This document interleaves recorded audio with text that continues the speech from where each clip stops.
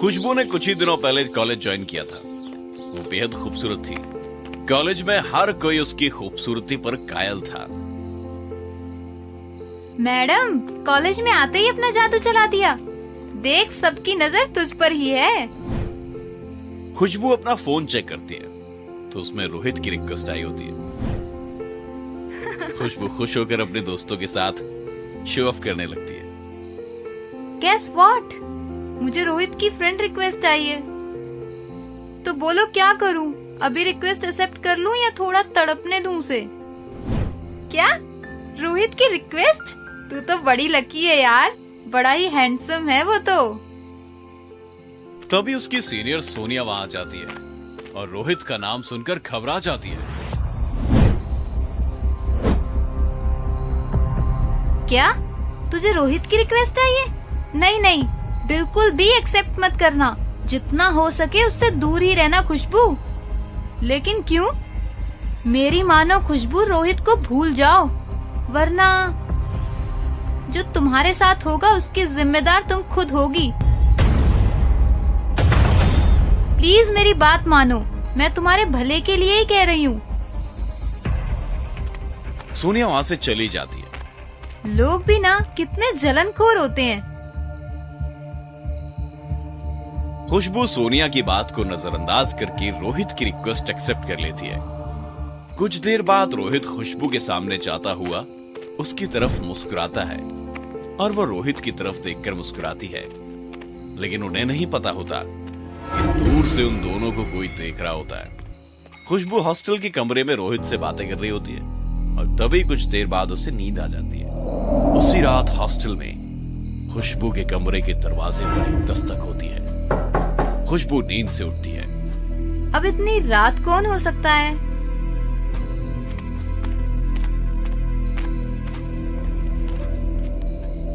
वो दरवाजा खोलती है तो वहां कोई नहीं होता। बिल्कुल सन्नाटा होता है। वो दरवाजा बंद करके फिर से सोने जा रही होती है कि उसके कान के पास आकर कोई उसका नाम पुकारता है, खुशबू।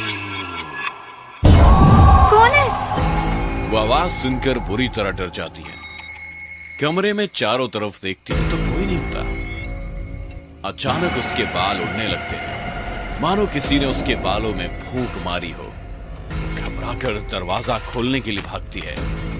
तभी एक लंबा हाथ उसकी तरफ बढ़ता है और उसका पैर पकड़ लेता है, जिससे वो गिर जाती है और उसका सर टेबल से टकरा जाता है।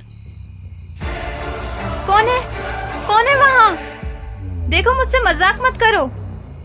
मैं कॉलेज में कंप्लेन कर दूंगी। उसके बाजुओं में अचानक से खरोच के निशान आ जाते हैं। खुशबू दर्द से चीख उठती है। वो दर्द से करा रही होती है। तभी एक भयानक आत्मा उसके सामने आती है। खुशबू के उस आत्मा को देखकर होश उड़ जाते हैं। वो जमीन पर घिसटकर भागने की कोशिश करती है। तभी आत्मा अपने हाथ को लंबा करती है और खुशबू के बाल को पकड़कर ऊपर उसे उठाती है और उसे बुरी तरह मारती है। खुशबू दर्द में चिल्ला रही होती है पर हॉस्टल में किसी को उसकी आवाज सुनाई नहीं देती। अपनी खूबसूरती पर बड़ा घमंड है ना तुझे? अब मैं ये तेरा चेहरा ही खराब कर दूंगी, जिससे रोहित तुझे नफरत करने लगे। वो आत्मा खुशबू के चेहरे को अपने बड़े नाखूनों से नोच देती है। खुशबू बेहोश हो जाती है। अगली सुबह नेहा और बाकी बच्चे और कॉलेज के हेडमास्टर वहां आ जाते हैं और उसे देखकर घबरा जाते हैं। खुशबू होश में आ जाती है पर वो पूरी तरह कांप रही होती है। उसकी आंखों से वो भयानक आत्मा का चेहरा नहीं जा रहा था। वो जोर जोर से चिल्लाने लगती है। मैंने तो पहले ही कहा था रोहित से दूर रहने को। देखो क्या हो गया। नेहा खुशबू की ऐसी हालत देखकर गुस्से में रोहित के पास जाती है। क्या किया तुमने मेरी दोस्त के साथ? तुमसे ही उसने बात की थी ना रात को। मैं जानती हूँ, उसी के बाद ये सब हुआ है। क्या खुशबू के साथ भी? इसमें मेरी कोई गलती नहीं है, मैंने कुछ नहीं किया। रोहित घबराकर वहां से चला जाता है। नेहा सोनिया से जाकर पूछती है तो सोनिया उसे बताती है। आज से 1 साल पहले रेवा नाम की एक लड़की ने कॉलेज ज्वाइन किया था। वह बड़ा ही अजीब सा व्यवहार करती थी, किसी से बात नहीं करती थी। उसे अपने लुक्स को लेकर भी बड़ा कॉम्प्लेक्स रहता था। हमेशा अपने को शीशे में देखकर गुस्सा हो जाती। एक दिन उसकी मुलाकात रोहित से हुई। वह रोहित को पसंद करने लगी, पर रोहित तो उसे नोटिस भी नहीं करता था। एक दिन हिम्मत करके उसने रोहित को अपने दिल की बात बताई, तो रोहित ने सबके सामने उसे मना कर दिया। आशा से प्यार करता हूँ, सॉरी। रेवा ये बर्दाश्त नहीं कर पाती और खुद की कलाई काट लेती है। अगले दिन उसकी लाश के साथ दीवार पर खून से लिखा होता है कि रोहित सिर्फ मेरा है और मेरा ही रहेगा। उसी रात रेवा ने अपना पहला शिकार आशा को बनाया। उसके दरवाजे पर भी रेवा ने दस्तक दी। कौन है दरवाजे पर? लगता है रोहित है। उसने जैसे ही दरवाजा खोला, खून में लिपटी रेवा उसके सामने खड़ी थी। आशा के रेवा की आत्मा को देखकर होश उड़ गए। कौन हो तुम? मेरे रोहित को मुझसे कोई नहीं छीन सकता। वो सिर्फ मेरा है और मेरा ही रहेगा। आत्मा आशा का सर दीवार से पटकती है और उसे घसीटते हुए छत पर ले जाती है। आशा आत्मा की डर से अपने आप ही छत से कूदकर अपनी जान दे देती है। जब से रोहित से जो भी लड़की प्यार करती है, रेवा या तो उसे मार डालती है या फिर उसका खुशबू जैसा हाल कर देती है। अगर ऐसा ही चलता रहा तो ये आत्मा ऐसे ही सबकी जान लेती रहेगी। सोनिया, क्या रेवा को मुक्त करने का कोई उपाय नहीं है? मेरे पिताजी के एक दोस्त हैं वेद जी, बड़े ही ज्ञानी हैं। उन्होंने एक उपाय बताया था कि रेवा की आत्मा को मुक्ति दिलानी होगी, पर उसके लिए उसे बुलाना जरूरी है।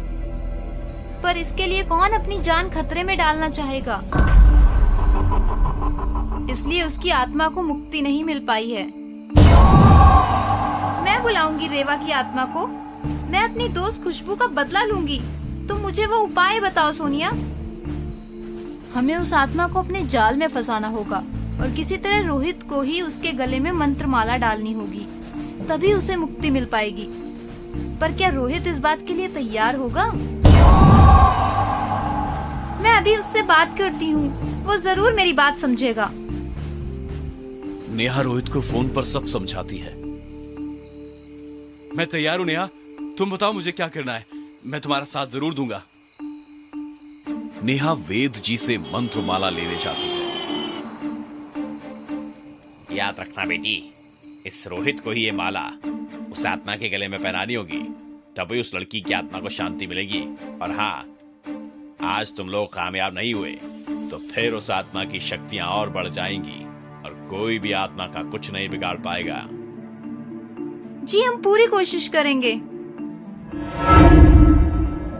अगले दिन कॉलेज में नेहा रोहित से प्यार भरी बातें कर रही होती है और रेवा की आत्मा गुस्से से उसे देख रही होती है। उसकी आंखें लाल हो जाती हैं। रात का वक्त है। नेहा रात में अपने कमरे में जाती है और रेवा का इंतजार कर रही होती है। तभी उसके सामने वाली खिड़की टूट जाती है और रेवा की आत्मा नेहा के सामने आ जाती है और आत्मा गुस्से से तिलमिलाई होती है। उसकी लाल आंखों से खून टपक रहा होता है। तेरी इतनी हिम्मत कि मेरे रोहित के करीब जाएगी? तुझे तो मैं ऐसी मौत दूंगी कि कॉलेज की कोई भी लड़की रोहित के पास नहीं भटकेगी। आत्मा अपना विकराल रूप ले लेती है। नेहा उससे बचकर कमरे से भागती है, पर वो आत्मा उसके सामने आ जाती है और उसका गला दबाने लगती है। नेहा का दम घुटने लगता है।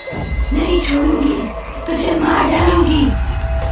जो भी मेरे और रोहित के बीच आएगा, सबको मार डालूंगी। लेकिन तभी पर्दे के पीछे छुपा रोहित बाहर निकलता है और रेवा के गले में मंत्र माला डाल देता है और वो आत्मा चीखती हुई भस्म हो जाती है। थैंक यू रोहित, तुम्हारे कारण रेवा को मुक्ति मिली है। तुमने हिम्मत न दी होती तो मैं ये कभी नहीं कर पाता। तुमने मुझे भी रेवा से मुक्ति दिलाई है। रेवा की आत्मा हमेशा के लिए मुक्त हो जाती है और कॉलेज और रोहित को आजादी मिल जाती है।